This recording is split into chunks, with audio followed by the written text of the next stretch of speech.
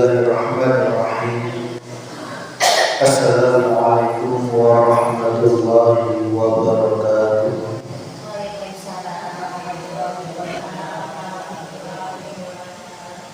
Ila hadratin Nabi Mustafa Rasulullah Muhammad sallallahu alaihi wasallam wa ala alihi wa alihi wa dhurriyyatihi wa sahabatihi wa tabi'ina tabi'in sholihin wal ulama'i wal waliyallahu syekhatul qadr jailani wa ila ruhiyal ma'ruf wa qiyajiman wa masyhur sastrohani wa ila ruhiyal ma'ruf wa ustadz wa sutan dan karya wa ila arwahi jannah al-qubur minal muslimina wal muslimat wal mu'minina wal mu'minat khususan di Korea desa Benar Dusun Simbarjaya. Allahumma ighfir lahu warhamhu wa'afihi wa'fu al-Fatihah. A'udzu billahi minasyaitonir rajim. Bismillahirrahmanirrahim.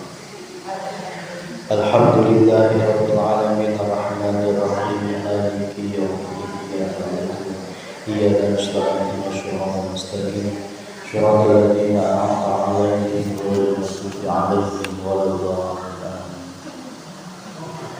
Bismillahirrahmanirrahim. Alhamdulillahi rabbil alamin. Alhamdulillahi 'ala ni'matil iman. Alhamdulillahi 'ala nikmatil Islam. Asyhadu an la ilaha illallah wa asyhadu anna Muhammadar Rasulullah. Allahumma sholli ala sayyidina Muhammad wa ala ali sayyidina Muhammad sallallahu alaihi wasallam.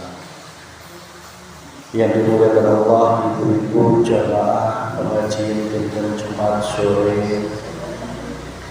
Alhamdulillah dina kesempatan ieu urang sadayana biasa dikumpulkan digerakkan ku Allah. Masih diberi kesehatan, masih diberi kenikmatan hidup, yang mana dengan semuanya ini kita masih dipercaya oleh Allah untuk thalabul ilmi di masjid Baitul Hikmah. Semoga senantiasa dongkapna urang sadayana menang ridhonya Allah Subhanahu wa taala. Salawat serta salam semoga tercurahkan ke junjungan Nabi Agung Muhammad sallallahu alaihi wasallam, keluarganya, para sahabatnya, para tabi'in, tabi'in sholihin, lumebana ka urang sadayana. Semoga urang sadayana menang syafaat fid dunya wal akhirah. Amin ya rabbal alamin. Ibu-ibu yang dimuliakan Allah, pada kesempatan ini di hari yang ke berapa Bu? Tanggal berapa sekarang? Rojab 23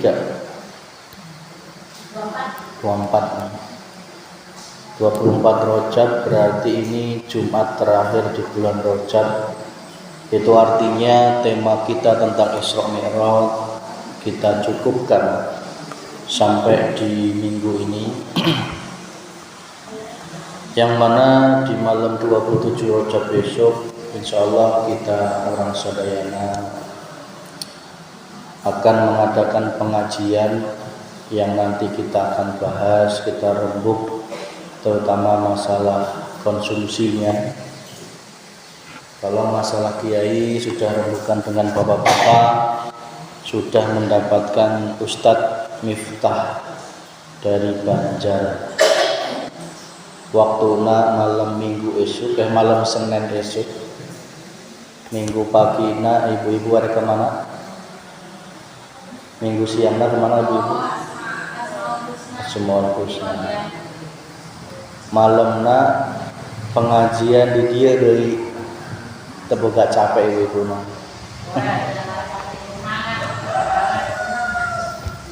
Kita ada kemasana iraha. Mangga Oke, tas pengajian kita rembuk bersama. Tapi sebelum itu mari kita ngaji dulu, kita tuntaskan babakan Isra Mi'raj.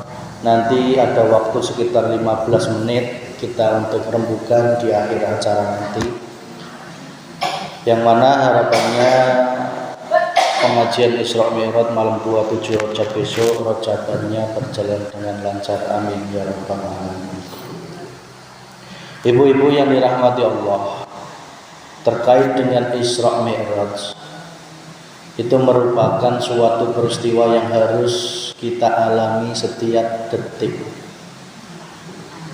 setiap waktu, sepanjang hidup kita, selama sisa hidup kita, yang mana jika kita ditanya oleh Allah sampai kapan umur kita, ada yang bisa jawab? Pasti nggak ada yang bisa jawab.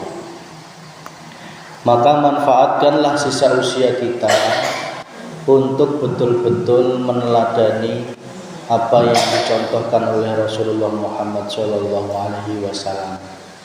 baik secara zahirnya maupun batiniahnya, sediberekna Allah Subhanahu wa ta'ala.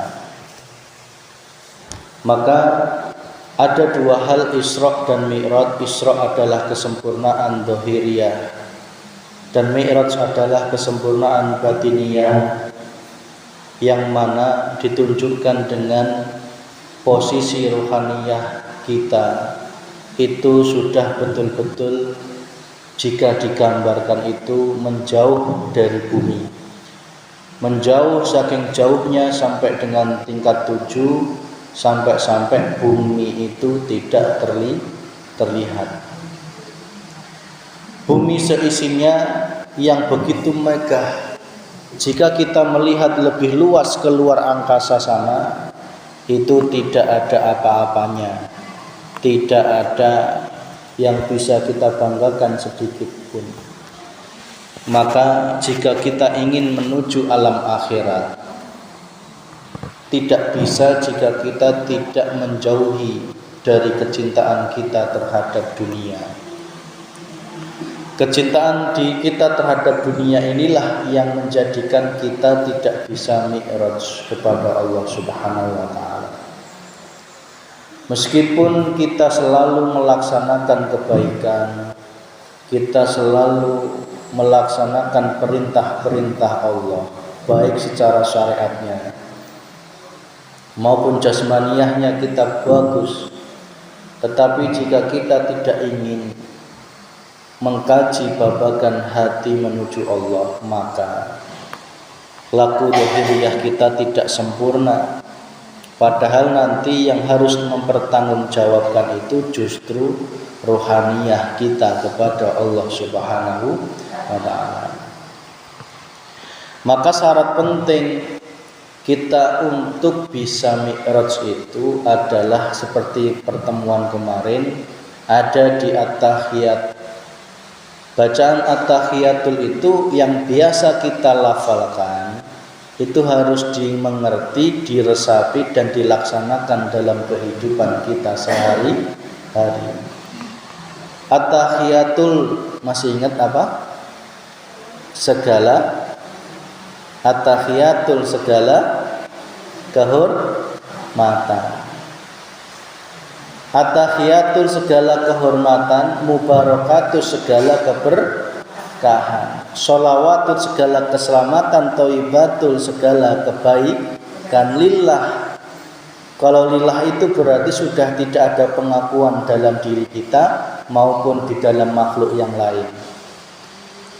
Mari kita laksanakan ini agar kita masuk ke dalam golongan orang-orang yang soleh. Jangan sampai kita di kalangan umat dalam hidup bertetangga, kita masih ada keinginan untuk dihormati. Meskipun kita posisinya seorang pemimpin, meskipun kita posisinya seorang tokoh masyarakat, meskipun kita posisinya seorang presiden sekalipun, tidak boleh ada dalam hati kita pengakuan ingin dihormati. Gimana ingin dihormati? Wong jabatannya saja tidak diakui. Meskipun dohiriyah kita seorang kepala desa, tetapi batiniah kita selalu ngomong, yang memimpin, yang menggerakkan, yang memberikan keputusan itu mutlak dari Allah Subhanahu wa ta'ala. Coba jika kita renungi dalam aplikasi kita dalam kehidupan sehari-hari, ada tetangganya yang diberikan bantuan BLT DD, BLT tunai, apalagi bantuan beras, telur, ya, BPNT, bantuan non tunai dan sebagainya. Kok kita tidak dipilih, tidak terdata? Kita menyalahkan. Pasti yang disalahkan pertama adalah ketua RT. Nggak mungkin langsung nyalain presiden, nggak mungkin. Ya Bu RT ya, bener nggak? Jika kita ibu-ibu yang di sini sudah nggak boleh hukumnya menyalahkan. Kondisi apapun ini kita sudah tidak boleh menyalahkan. Kenapa? Di dalam hati kita selalu bergelora, yang mimpin itu bukan RT, tetapi Gusti Allah. Wong sejatinya RT itu hanya mendata, sing gerakkan mendata ya Gusti Allah. Terus nanti data itu disetorkan ke desa, diinput oleh operator. Dari operator nanti diverifikasi oleh kecamatan PKH, dari PKH diverifikasi lagi ke kabupaten, sehingga ditentukan mana yang layak atau belum layak atau masih ditunda. Yang menggerakkan dari RT sampai dengan eksekutornya kabupaten ini sampai Kementerian Sosial itu tidak lain cuman tunggal, hanyalah Gusti Allah. Jadi kita kalau sudah duduk di sini mau dapat BLT nggak dapat BLT, hati kita tetap ayem tentrem. Nggak mungkin ada lagi nyalahkan Pak RT nah, nyalahkan kadusna. Karena apa? Kita yakin rezeki itu sudah ada yang mengatur. Berarti yakin itu yang terbaik buat kita. Pasti ada rezeki yang lain yang Allah berikan, berupa kesehatan, berupa anak yang soleh-solehah, berupa keluarga yang ayem tentrem, dan lain sebagainya. Itulah yang diwujudkan oleh Allah Subhanahu wa ta'ala. Jika kita sudah memahami di situ, berarti kita tidak akan protes, tidak akan mengharapkan pujian, tidak akan mengharapkan penghormatan, tidak akan mengharapkan sanjungan dari manusia, tidak akan mengharapkan puji-pujian dari manusia. Apapun yang kita lakukan, apapun yang kita jabat, itu semua sejatinya miliknya Allah Subhanahu wa ta'ala. Ini at-tahiyat. At-tahiyat ini juga bisa engkau pedomi atau engkau praktekkan dalam rumah tangga. Biasanya jika salah satu pasangan itu ada yang lebih kaya, ada yang hartanya lebih banyak warisannya, komo salakina numpang, guys, itu biasanya muncul sifat Fir'aun di dalam seorang istri. Tidak hanya laki-laki, Fir'aun itu sifatku. Fir'aun itu sifat yang selalu ingin benar sendiri, paling pintar sendiri, merasa berkuasa, merasa hebat, tidak ingin mendengarkan pandangan atau pemikiran dari orang lain. Ini jangan sampai terjadi dalam rumah tangga kita. Ibu-ibu dengan bapak-bapaknya, ya. Tolong dilepas. At-tahiyatnya itu hanya milik Gusti Allah. Jangan ingin dihormati, jangan ingin paling benar, jangan ingin paling pintar dan lain sebagainya. Yang ada apa? Musyawarah. Maka jika kita sudah duduk di situ, kita yakin yang berhak kita hormati, kita puja-puji itu hanya Allah Subhanahu wa ta'ala. Kalau kita hormat kepada suami, itu sejatinya ya hormat kita kepada Allah Subhanahu wa ta'ala. Karena yang kita pandang hati kita itu adalah hidupnya yang menggerakkan, hidupnya yang menguasai suami panjenengan. Yang kita lihat itu adalah Allah Subhanahu wa ta'ala yang meliputi zahir dan batin suami. Sehingga di dalam kondisi apapun, baik enak maupun tidak enak, hati kita tetap hormat menyayangi kepada suami. Kalau suami ya jangan pentang-pentang, meskipun kita menghormati, menghargai, malah kebablasan, malah ingin menang sendiri. Nah, ini berarti suami yang masih perlu dituntun dengan ilmu. Salah nggak salah, tetapi butuh guru pembimbing, butuh pencerahan ilmu, terutama ilmu yang mengajarkan hati kepada Allah Subhanahu wa ta'ala. At-tahiyatul mubarakatus, segala keberkahan itu hanya dari Allah dan milik Allah. Ingat, rezeki, keberkahan, kesehatan itu datangnya hanya dari Allah Subhanahu wa ta'ala. Tidak boleh hati kita meyakini keberkahan itu datangnya dari makhluk, enggak boleh. Di dalam tauhid kita hanya memandang tunggal, dan yang memandang pun ya Allah sendiri, tidak lain selain Allah Subhanahu wa ta'ala. Jadi kita senantiasa sudah enggak perlu lagi untuk repot-repot jauh-jauh mencari keberkahan, karena keberkahan itu sudah sangat melimpah di dalam dan di luar diri kita. Mencari rezeki yang halal untuk anak, istri, suami itu juga keberkahan. Kita memasak, meladeni suami dengan ikhlas itu juga keberkahan. Ngapain kita capek-capek mencari keberkahan ke makhluk, ke orang yang dipandang dekat dengan Allah? Kalau masih duduk di situ, berarti Allahnya masih jauh. Ingat, Gusti Allah itu tidak berperantara. Gusti Allah itu tidak jauh, tidak dekat.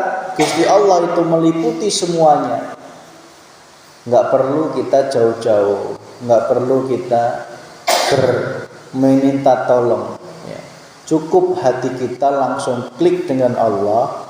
Di situ keyakinan kita akan muncul yang berperan sesungguhnya, yaitu hanya Allah Subhanahu wa ta'ala. At-tahiyatul mubarakatus sholawatut, segala keselamatan hanya miliknya Allah. Segala keselamatan hanya milik Gusti Allah. Ibu-ibu semuanya, jika kita sedang diuji oleh sakit, dengan sakit, tidak sehat dan sebagainya, kok kebetulan kita dijaga dari mara bahaya, daerah kita dijaga oleh Allah, dijauhkan dari malapetaka, itu semua yang menguasai hanya Allah, bukan makhluk, bukan jin, bukan manusia, bukan batu, bukan demit, bukan siapa-siapa, bahkan bukan malaikat sekalipun. Malaikat itu hanya perantara untuk menjaga alam semesta. Tetap semua keselamatan itu datangnya dari Allah Subhanahu wa ta'ala. Maka jika kita melakukan contoh semisal kita tasyakuran, kita berdoa, kita melakukan sedekah bumi dan sebagainya, itu jangan sampai hati kita meleset dalam berdoa dan meminta. Yang kita minta hanya kepada Allah Subhanahu wa ta'ala. Bukan salah sedekah buminya, bukan sedekah lautnya, bukan masalah ritualnya dan sebagainya, tetapi kondisi hati kita bagaimana? Apakah kita memandang Allah Sang Maha Penjaga, atau kita memandang makhluk yang maha memelihara? Jika kita masih meyakini ada campur tangan makhluk, di situ kita masih ada PR untuk meluruskan keyakinan kita, yaitu betul-betul meyakini yang menggerakkan, yang mengubahkan jin maupun malaikat maupun semua makhluk itu hanya Allah Subhanahu wa ta'ala. Kalau memang di situ ada jin yang menunggu, ya enggak masalah. Wong kita ini ya hidup bersebelahan, hidup berdampingan dengan jin, dengan malaikat, dengan makhluk Allah yang lain, itu kita hidup berdampingan, enggak masalah. Yang penting hati kita jangan sampai ada iman sedikit pun bahwa semacam makhluk jin, malaikat dan sebagainya itu memiliki kekuatan, memiliki kemampuan. Bahkan mereka pun sama dengan kita, bergerak pun karena digerakkan oleh Gusti Allah. Tidak hanya manusia, jin itu bergerak pun ya digerakkan Allah. Setan menggoda manusia itu ya sing gerakkan Gusti Allah. Kadang kalau dipikir ya, Allah itu bikin manusia, yang bikin setan, yang bikin malaikat. Tujuannya apa? Ya untuk meramaikan gemerlapnya dunia. Ingin Allah dikenal oleh makhluknya. Maka sudah mutlak bagi kita, ibu-ibu, saya dan keluarga kita semuanya, ayo, jika kita mencari keselamatan, itu hanya hati kita menghadap Gusti Allah. Meskipun dohiriyah kita pergi ke dokter, dohiriyah kita pergi ke warung beli paramek, minum obat, ya, dohiriyah kita dibekam semisal, atau mungkin minum wedang jahe atau apapun. Ingat, apapun yang kita lakukan, baik obat maupun dokter, yakini dalam hati kita, semua itu datangnya kesembuhan hanya dari Allah Subhanahu wa ta'ala. Iman kita jangan hanya berhenti di makhluk, harus memandang hidupnya Allah Subhanahu wa ta'ala. Itulah Mi'raj. Itulah perjumpaan kita dengan Allah itu dalam hal-hal seperti itu. Di dalam setiap aktivitas apapun, rohaniah kita nembus ke Sidratul Muntaha, yang dimana itu semuanya ya di dalam dan di luar alam semesta ini. Di dalam dan di luar diri kita inilah hidup Allah yang menguasai kita semuanya. Maka yang terakhir adalah Thayyibah. Thayyibah itu kebaikan hanya datangnya dan miliknya Gusti Allah. Jangan pernah kita mengaku-ngaku kebaikan datangnya dari makhluk, datangnya dari diri kita. Kita yang membantu orang lain, kita yang menyantuni orang lain, kita yang mengikuti pengajian, kita yang sholat, kita yang puasa. Jangan. Tetap hati kita imbangi semua itu karena karunia-Nya Allah Subhanahu wa ta'ala. Kalau engkau tidak mengimbangi itu, kebaikan yang dimunculkan oleh Allah dalam dirimu akan menjadi suatu keburukan. Contoh, ibu-ibu sholat ke masjid, baik kok baik secara sawang sinawang orang lain itu terlihat soleh. Ibu-ibu rajin sedekah, baik kok baik jika dari orang lain itu bagus soleh. Ibu-ibu rajin pengajian, baik atau baik di mata manusia. Tetapi di mata Allah bagaimana? Yang Allah tuntut itu cuma satu, ruhaniyahmu ojo ngaku, itu aja. Rohaniyah kita harus menyandarkan hanya Allah yang bergerak, yang menggerakkan, yang berperan, yang memerankan, yang mengubahkan, yang menguasai, yang menyolatkan, yang mensodakohkan, yang mendatangkan uang, semua Allah. Sehingga dalam hati kita tidak ada lagi pengakuan, takabur, ujub, riya dan sombong. Coba jika ibu-ibu sholat, ada pengakuan dalam diri, aku yang sholat, pasti kalau melihat orang lain yang belum sholat pasti akan menjelekkan, merendahkan, dan juga mencaci maki. Merasa dirinya yang paling soleh. Akhirnya sholat itu tidak menjadi kebaikan, malah menjadi keburukan. Ibu-ibu sodako, jika ibu-ibu masih merasa ada pengakuan ibu-ibu yang sodako, tidak menyadari, tidak menggunakan zikir sirul asror, bahwa yang mendatangkan rezeki, yang memberikan niat sodako, yang mengubahkan, menggerakkan tangan kita untuk memberi ke fakir miskin, anak yatim, dan sebagainya. Jika kita tidak menyandarkan dan menembuskan rohaniah kita kepada Allah, maka sodakoh itu akan terselimuti hawa nafsu. Pasti ingin dihormati, ingin diwahkan, merasa bangga bisa sodakoh, merasa bangga, merasa ingin dipuja-puji oleh makhluk, merasa ingin dihargai, sehingga apa? Sodakohnya akan menjadi suatu keburukan di mata Gusti Allah. Maka sekecil apapun kebaikan yang kita seolah-olah kita lakukan, itu akui datangnya dari Allah Subhanahu wa ta'ala. Ibu-ibu baik melayani kopinya ke suami, nyiapin makannya, tepis perasaan itu ibu-ibu yang melakukan, biar tidak berat menjalankannya. Kenapa kok berat? Karena kita merasa kita yang melakukan. Tapi kalau kita sudah merasa Allah yang menggerakkan, membuatkan kopi dalam kondisi apapun, entah capek, entah ini, pasti akan merasa ringan, karena semua disandarkan kepada Allah Subhanahu wa ta'ala. At-tahiyatul, segala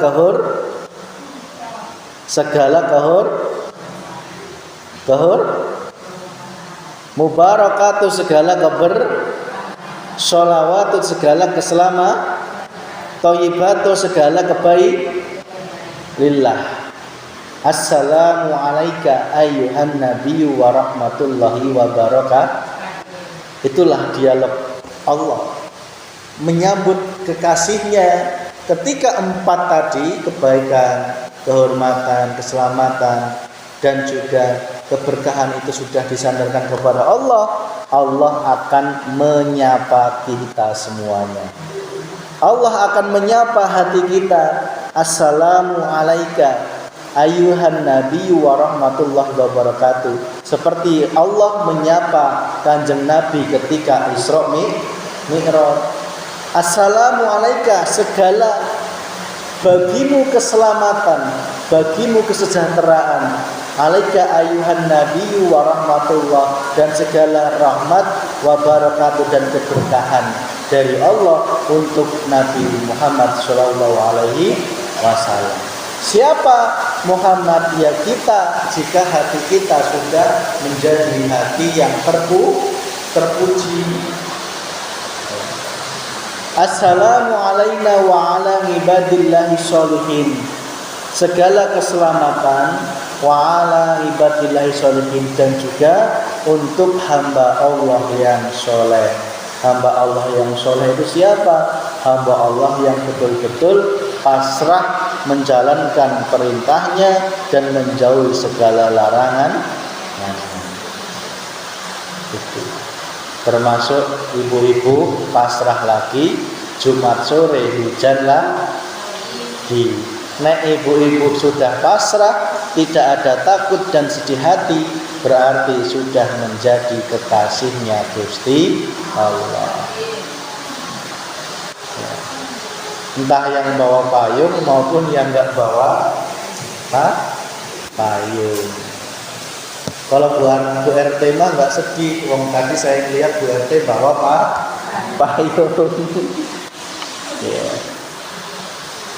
Terus ada ibu-ibu yang enggak bawa payung, ada. Bu Kadus bawa. Alhamdulillah. Ya. Itu ada yang payung siapa itu? Kembali ke Isra Mi'raj. Ketika Rasulullah selalu memandang hidupnya Allah dalam apapun, bah hujan, bah terang, bah nikmat maupun tidak nikmat, selalu dipandang hidupnya Allah. Dirinya yang enggak ada yang takut kehujanan dan nanti aku yang kehujanan, enggak ada. Ya masa Allah kehujanan, kan enggak mungkin ya. Kalau kita sudah sadar di situ, ya tidak ada takut, tidak ada sedih. Dalam kondisi apapun hati kita selalu menemui kosong, karena sejatinya kita ini kosong, sejatinya kita ini hidup, ya. Sejatinya kita ini tidak lain dari Allah Subhanahu wa ta'ala. Baik hujan maupun kita ini tidak ada perbedaan. Baik hujan dengan kita tidak ada perbedaan, sehingga tidak ada yang bisa mencelakai, tidak ada yang bisa memberikan manfaat kecuali Allah Subhanahu wa ta'ala. Jadi Mi'raj itu sejatinya adalah ruhaniyah kita selalu menjumpai Allah dalam hal apapun dan kondisi apapun. Itu. Apa kuncinya? Kuncinya yaitu az-zikru bisiril asror. Itulah kendaraan buruk. Makanya kalau naik buruk itu cepat. Kalau naik sepeda ontel mungkin nggak nyampe ke Baitul Maqdis Rasulullah, mungkin nggak nyampe langit ketujuh. Maka kendaraannya itu kendaraan buruk, lebih cepat, jauh cepat secepat kilat. Maka buruk itu sejatinya adalah zikir sirul asro. Jika ingin cepat ketemu Allah, ya langsung aja akui ini kita semua alam semesta ini hanya tunggal, hanya esa, yaitu Allah Subhanahu wa ta'ala. Gitu. Zikir sirul asror harus diimbangi dengan ilmu. Itulah lambang malaikat Jibril. Maka tidak mungkin buruk itu bisa mengajak kita ketemu Allah. Zikir sirul asror itu tidak mungkin membawa kita ketemu Allah jika kita tidak mencari ilmunya, ilmu dinul haq, ketemu Allah Subhanahu wa ta'ala. Itu. Maka penting sekali bagi kita untuk terus menyadari dan menyadari. Buang tepis jauh-jauh ketakutan dalam hati kita. Jika kita sudah sibuk memandang Allah, tidak mungkin muncul ketakutan dalam diri kita. Kok pulangnya harus basah-basahan? Ya tidak apa-apa. Di dalam basah itu ya ada Allah, di dalam diri kita ya ada Gusti Allah. Kok kita habis nyampe rumah meriang, flu, di situ ya ada Gusti Allah. Nikmati saja. Wong hidup itu tidak akan merasa sehat kalau kita tidak pernah merasa sakit. Maka ketika diberi sakit itu syukuri, berarti kita akan diberi sehat.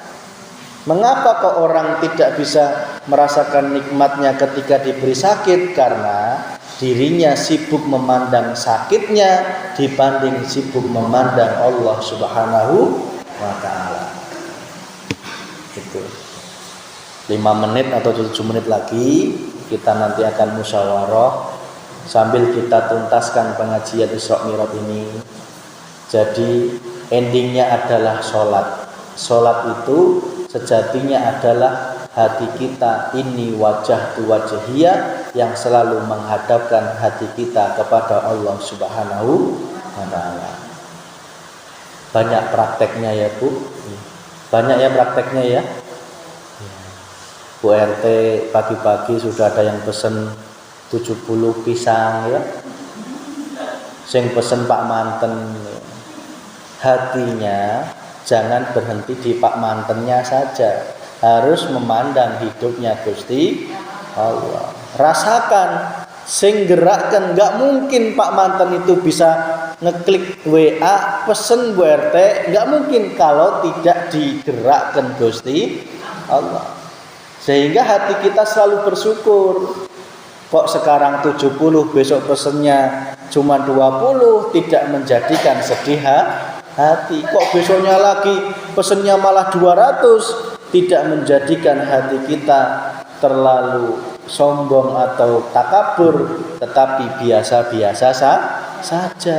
Karena apa? Hati yang makrifat itu ya sudah tidak merasakan kenikmatan yang sombong ataupun sedih hati. Sudah, yang ada itu adalah kosong, tidak ada perasaan apa-apa. Ada orang mati marah, ada? Bu, ada orang mati marah? Kining aing dinaikkan ke kerandana geus butut aya dan gitu. Aya. Kining orang ker ninggal malah dimandikina ku cai dingin, kuduna ku cai panas. Aya nu rewel gitu. Manut, semua manut terhadap Gusti Allah. Oh enak. Nek mayat sing rewel gitu akhirnya tidak diurus oleh manusia, dibiarin saja, diingken. Kini orang kalah dibelikan apa? Nih kain kafannya yang biasa ya, sampai tipis banget ya. Lamun layak mayat nu rewel siga gitu langsung wae ya, diingken ku jalma pasti. Tapi kalau manut seperti mayat itulah Bu. Ibu-ibu pernah mengalami tidur tanpa mimpi pernah? Ya itu. Harusnya hidup kita itu seperti itu. Tidak merasa marah, tidak muncul emosi, tidak muncul takut, tidak muncul sedih, tidak muncul bahagia sing nemen. Yang ada adalah menemui hidupnya Gusti Allah. Kalau kita sudah duduk di situ, meninggal kita akan husnul khotimah. Karena apa? Tidak ada lagi melekat dalam hati kita kecintaan kita terhadap dunia. Kalau kita masih melekat cinta terhadap dunia, itulah yang menjadi sumber siksaan. Itulah yang akan menjadi sumber neraka. Bukan berarti nggak boleh kaya, enggak.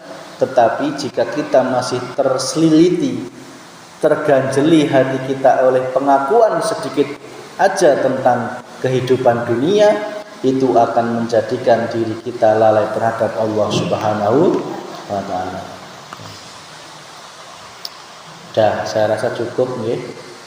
Isra Mi'raj intinya hati kita setiap detik selalu nyawang Gusti Allah.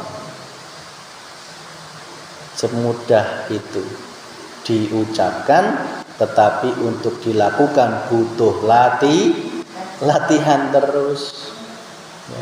Sekarang gagal, tidak menyerah, latih terus. Insya Allah lama-lama akan ditetapkan oleh Allah menjadi ahli makrifat kepada Gusti Allah. Itu. Ini ibu-ibunya tinggal berapa ini? 1, 2, 3, 4, 5, 6, 7, 8, 9. Berapa? 18. Ya. Yang sudah ikut dari awal dulu pertama pengajian siapa? Cung, Teteh Hiro, Bu Rima, Bu Kadus, Bu Dayat.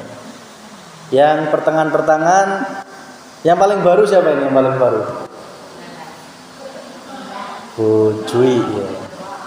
Bu Hansip, terus ada Bu Sahai tak arana. Bu Wawan di mana nih sih? Hah? Ceceran? Oh, dekat Pak Datim. Oh, belakangnya. Oh iya. Sabe, sehingga jenuh penuntut apal orang ya. selama ini tarangan dulu sih ngomong-ngomong untuk sadar ya. Ternyata ayak nu baru, ayak nu lengit sana lengit. Ayak banyak ya.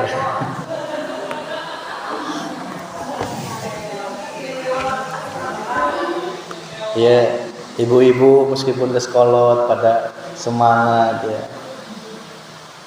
Yang setengah kolot ya kudu semangat. Setengah kolot ya. Nggih, Isra Mi'raj kita cukupkan. Ini pemberitahuan di bulan Ruwah. Itu kemarin kan kita membahas Al-Hikam. Al-Hikam itu juga sudah lanjutan. Nah, di bulan Ruwah dan puasa itu kita akan buka mulai lagi dari nol. Siapapun yang ingin mulai dari awal, yaitu bimbingan ilmu tauhid dari dasar-dasar awal selama 2 bulan, ruwah maupun puasa, itu dipersilahkan. Syukur-syukur ada tetangganya yang geus kadung ketinggalan, temudeng kesempatan ruwah dan puasa besok. Materinya adalah dasar-dasar tauhid. Dasar-dasar tauhid itu ya ada rukun iman, rukun Islam, ada 20 sifat wajib bagi Allah dan sebagainya. Sekaligus ibu-ibu yang sudah lama tidak ada salahnya untuk tetap mengikuti, jangan mundur ya. Karena ilmu itu semakin kita mendekat dengan ilmu, semakin dirahmati Gusti Allah. Meskipun saya sudah paham Mas, iya paham, tetapi kalau enggak terus kita mendekat ilmu, berarti kita menjauh dengan Gusti Allah. Mumpung masih dikehendaki ya, mumpung masih dikehendaki. Karena akan ada saatnya pengajian ini tidak ada lagi ya. Akan ada saatnya, entah kapan nggak tahu ya. Pasti akan ada saatnya kajian kita ini akan dihentikan oleh Allah Subhanahu wa taala. Maka tolong disampaikan kepada siapapun, dari mana Curugong ya, atau kesini lagi mana, kesini lagi Batu Karut, Cileles, maupun sampai Impres, sampai manapun silahkan. Bagi yang ingin mulai lagi dari awal, ingin mendalami, mendekatkan diri kepada Allah, kami mulai dari awal, berarti sekitar 8 pertemuan. Karena ruwah itu kan sekitar 4 pertemuan dan puasa juga 4 pertemuan. Itu pun kalau dikehendaki oleh Allah Subhanahu wa taala. Itu. Silakan diajak, mungkin ada tetangganya, saudaranya yang mungkin sudah merasa mulai ada rasa-rasa ya. Mulai rasa-rasa ingin mendekat ke akhirat ya. Ya, karena apa? Mati itu kan tidak tahu kapan ya Bu ya. Ujuk-ujuk ya. Ada yang tiba-tiba kok kita nggak siap, yaitu kita akan rugi sendiri. Tapi kalau sudah persiapan latihan, hati kita di tempat, insya Allah kita dijemput kapanpun oleh Allah, tidak akan merasa sakit atau merasa sedih atau merasa nelangsa atau keberatan. Yang ada kita sungguh merindukan perjumpaan kita dengan Allah Subhanahu wa taala. Itu sebagai pengumuman ruwah dan puasa bagi yang mau dari nol ya. Kok ada bapak-bapaknya mau ikut ya silahkan ya. Kalau nggak sibuk nggak masalah ya. Kalau mau ya bapak-bapaknya menyempatkan Jumat sore duduk di sini ya, 1 jam aja, insya Allah 8 pertemuan itu sudah ada perbedaan. Nanti di akhir pertemuan insya Allah sekaligus kita laksanakan baiat. Kita laksanakan baiat, baik yang lama maupun yang baru, kita langsungkan baiat di pertemuan terakhir di bulan Ramadan. Nanti ya kita ada sedikit harus bawa makanan atau apa sekaligus buka puasa. Itu sebagai pengumuman, Ibu nggih. Silahkan untuk disampaikan, bisa ada yang tergerak hatinya, baik bapak-bapaknya maupun ibunya, terbuka lebar bagi yang ingin mendapatkan ridhonya Allah Subhanahu wa taala. Demikian Rabbana atina fid dunya hasanah wa fil akhirati hasanah wa qina adzabannar. Alhamdulillahirabbil alamin. Al-Fatihah.